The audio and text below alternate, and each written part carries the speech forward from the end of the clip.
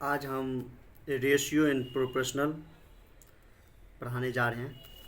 इसको हिंदी में अनुपात और समानुपात कहते हैं।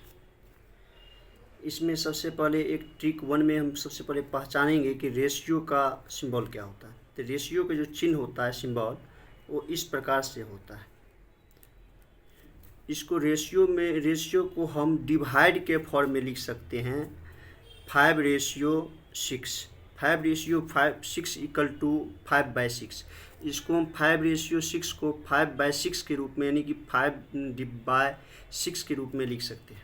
जैसे हम एक एग्जांपल लेते हैं कि let A equal to 510, B equal to 360 यानी 510 ए इक्वल टू और बी इक्वल टू 360। तो ए रेशियो बी तो 510/360। तो इसको जब 0 और 0 कैंसिल करेंगे तब 51:36 हो जाएगा। इसी को हम फिर से अगर डिवाइड करें, सेम संख्या से अगर डिवाइड करते हैं तो 17 और 12 हो जाता है। 3 से करेंगे तो 3 से डिवाइड करेंगे तो 51 को डिवाइड करेंगे 3 से होते 70 51, और इसके बाद 36 को डिवाइड करेंगे 3 से तो 12 36। तो ए रेशियो बी हो जाएगा आपको 17:12। ट्रिक 2 में हम एक सीखते हैं कि A ratio B equal to 7:5। अगर हम इसको चाहें तो सेम संख्या से दोनों को मल्टीपल कर सकते हैं, 7 को भी या 5 को भी। तो रेशियो वही रहेगा ए रेशियो बी, लेकिन रेशियो का वैल्यू चेंज हो जाएगा, 35:25 हो जाएगा। इसमें इसके बाद हम ट्रिक 3 में चलते हैं।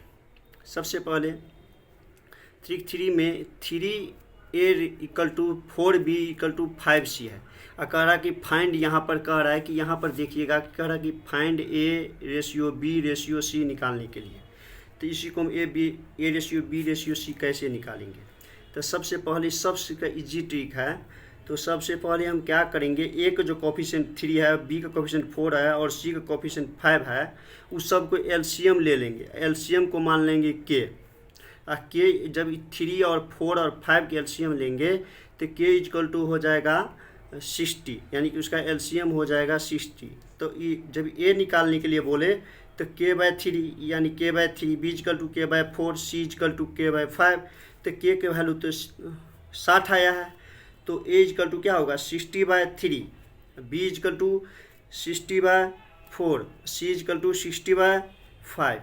तो ए जब इसको कैंसिल करेंगे तो क्या हो जाएगा, ए का रेशियो बी रेशियो हो जाएगा 20:15 रेशियो, इसके बाद रेशियो 12 आ जाएगा। तो इसका value A ratio B ratio C का वैल्यू आ गया 20:15 रेशियो और 12 आ गया। इसी को हम सेकेंड मेथड से बनाएंगे शॉर्ट में। जैसे हम इसको आपको विस्तार में समझाएं, इसको शॉर्ट में समझाएंगे कैसे। तो इसको क्या होता है कवर्ड मेथड। सबसे पहले जब ए के निकालना वैल्यू है तो ए वाली को ढक दीजिए ए की वैल्यू। तो इस बी का कोफिशिएंट और सी का कोफिशिएंट को क्या करेंगे, मल्टीपल कर देंगे। तो 5 को 4 को मल्टीपल करिएगा तो कितना हो जाएगा, 5 को 20 यानी 20 हो जाएगा। और यदि हम बी निकालेंगे तो बी को वैल्यू को निकालने के लिए बी वाली को ढक देंगे। तो ए की कोफिशिएंट और सी का कोफिशिएंट जो है 5 और 3 को मल्टीपल कर देंगे, क्या होगा 5×3 = 15 यानी 15 हो जाएगा।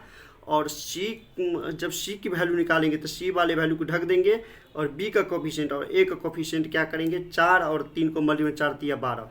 ठीक है, इसमें किसी तरह का प्रॉब्लम है नहीं। चलिए हम इसके बाद आगे चलते हैं।